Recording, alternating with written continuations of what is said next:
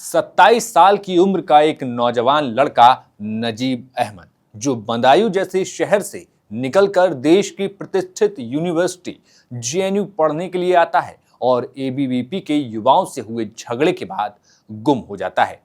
गुम होता है या कर दिया जाता है, ये सवाल तो तब तक जिंदा रहेंगे जब तक लड़का यानी कि नजीब अहमद मिल नहीं जाता। जी हां, हम बात कर रहे हैं नजीब अहमद की, जो 15 अक्टूबर 2016 को जेएनयू कैंपस में आखिरी बार देखा गया।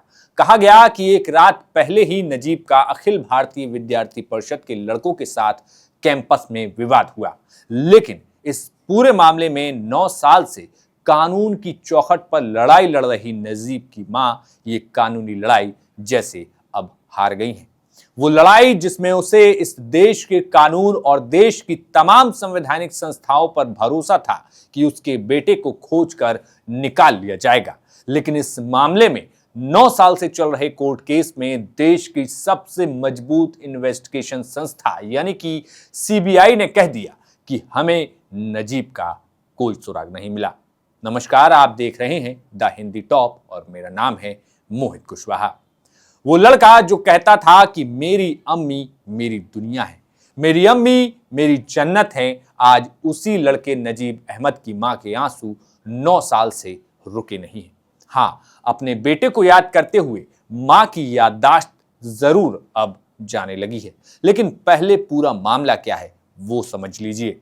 27 साल का एमएससी बायोटेक्नोलॉजी का छात्र नजीब अहमद एबीवीपी के सदस्यों के साथ कथित झड़प के बाद लापता हो गया था। दिल्ली पुलिस और सीबीआई जांच के बावजूद उसका ठिकाना आज तक नहीं मिल सका। नजीब की मां फातिमा नफीस ने बदायूं से दिल्ली तक कोर्ट कचहरी के ना जाने कितने चक्कर लगाए, इंडिया गेट से लेकर जंतर मंतर तक विरोध प्रदर्शन की और तो और दिल्ली पुलिस की लाठियां तक खाई, लेकिन फातिमा नफीस को उनका बेटा नहीं मिल सका।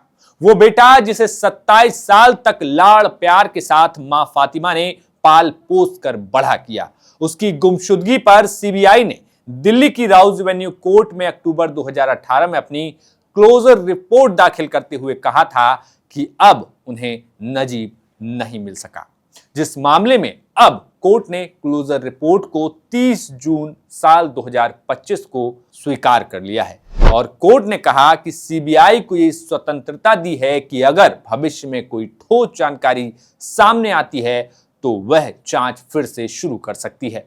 सीबीआई ने मामले में सभी संभावित पहलुओं की पूरी जांच की, लेकिन नजीब के ठिकाने का कोई विश्वसनीय सुराग नहीं मिला।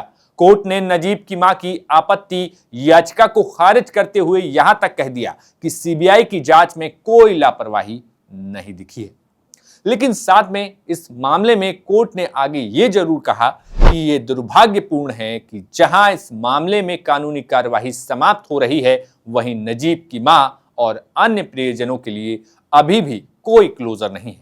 हम आशा करते हैं कि नजीब जल्द से जल्द मिल जाए। नजीब अहमद की गुमशुदगी के मामले में लेकिन नजीब की मां का दिल अभी भी उनके बेटे की आवाज सुनने के लिए धड़क रहा है। मां फातिमा नफीस आज भी नजीब की किताबें, कपड़े और सामान को सहेज कर रखे हुए हैं, लेकिन कोर्ट द्वारा क्लोजर रिपोर्ट स्वीकार करने के बाद मां को अभी भी यकीन है कि नजीब जहां भी है वो ठीक है और एक दिन वापस जरूर आएगा। बीबीसी हिंदी की तरफ से प्रेरणा ने जब नजीब की मां से बात की तब फातिमा नफीस ने क्या कुछ कहा वो आपको बताते हैं। मैंने ही उसका नाम नजीब रखा था। नजीब यानी सीधा सादा भला मानस। माँ बाप का फर्मा बरदार, उसके नाम और स्वभाव में कोई फर्क नहीं था। मेरी हर बात उसके लिए पत्थर की लकीर थी। कहता था मेरी अम्मी ही मेरी दुनिया है, मेरी अम्मी ही मेरी जन्नत, मेरे पैरों पर लिपट जाता था। वो सब चीज़ें जब याद करती हूँ तो बस मेरा दिल हिल जाता है। मैं बस इंतज़ार कर रही हूँ कि मेरी आंखें बंद होने से पहले वो आ जाए। जहाँ भी है थक गई हूँ मैं अब उसका इंतज़ार करते करते। हालांकि कोर्ट के आए आदेश के बाद फातिमा ने एक बार फिर दिल्ली जाने का फैसला किया। उनका कहना है कि सीबीआई की क्लोजर रिपोर्ट के खिलाफ दिल्ली हाई कोर्ट या सुप्रीम कोर्ट का वो रुख करेंगी। फातिमा नाराजगी भरे लहजे में कहती हैं कि अगर कोई मुसलमान उसमें ना होता तो क्या करते ये लोग? नजीब ना होता, कोई रमेश होता और उसे मारा होता, तो क्या तब भी ऐसे ही छोड़ देते? उसका घर ढहा देते, बुलडोज़र चला देते, क्या क्या नहीं करते। जिन्होंने मेरे बेटे को मारा, उसको जान से मारने की धमकी दी, उन पर क्यों नहीं सख्ती की गई? क्यों नहीं कभी उन्हें हिरासत में लिया गया?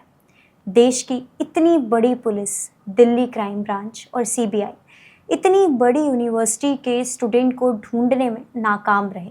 क्या संदेश जाता है विदेशों में कि कैसी है वहाँ की पुलिस, क्या है वहाँ की सीबीआई, सिर्फ छापे मारने के लिए? वहीं नजीब के परिवार का आरोप है कि पुलिस और सीबीआई ने जांच के दौरान केवल उनके लोगों को परेशान किया और उनके रिश्तेदारों और जान पहचान के लोगों से पूछताछ की, जबकि अखिल भारतीय विद्यार्थी परिषद की जिन छात्रों के खिलाफ उन्होंने शिकायत दर्ज करवाई थी, उन्हें केवल बचाने की कोशिश होती रही। वहीं इस मामले में नजीब के पिता नफीस अहमद कहते हैं कि उन्होंने इस मामले में बहुत मेहनत की, जान तोड़कर रात हो या दिन हो बच्चे के लिए अपनी जिंदगी वक्फ कर दी। फिर यह है कि बच्चा हमारा नहीं है, हमारे पास नहीं है। कितनी तकलीफ है, कितनी परेशानी है, केवल हम ही जानते हैं। कभी कभी मैं सोचता हूं कि बिना किसी को बताए अकेला ही निकल जाऊं और जहां जहां तक मेरी हिम्मत है वहां वहां नजीब को ढूंढता फिरूं, शहर दर शहर। फिलहाल इस पूरे मामले में नजीब का परिवार हाई कोर्ट और सुप्रीम कोर्ट जाने की बात कहता है, लेकिन बड़ा सवाल यही है कि आखिर 27 साल का लड़का जो बदायूं से दिल्ली एमएससी बायोटेक्नोलॉजी का सपना लेकर आया, वो आखिर कहां गुम हो गया? नजीब के साथ क्या किसी ने कोई घटना की या फिर उसके साथ वो हुआ जो किसी के सामने नहीं आ सका? सवाल कई हैं, लेकिन जवाब ना तो कोर्ट के पास है, ना ही सीबीआई के पास और ना ही दिल्ली पुलिस के पास। आपका इस खबर पर क्या कुछ कहना है, हमें कमेंट बॉक्स में जरूर बताइए। नमस्कार।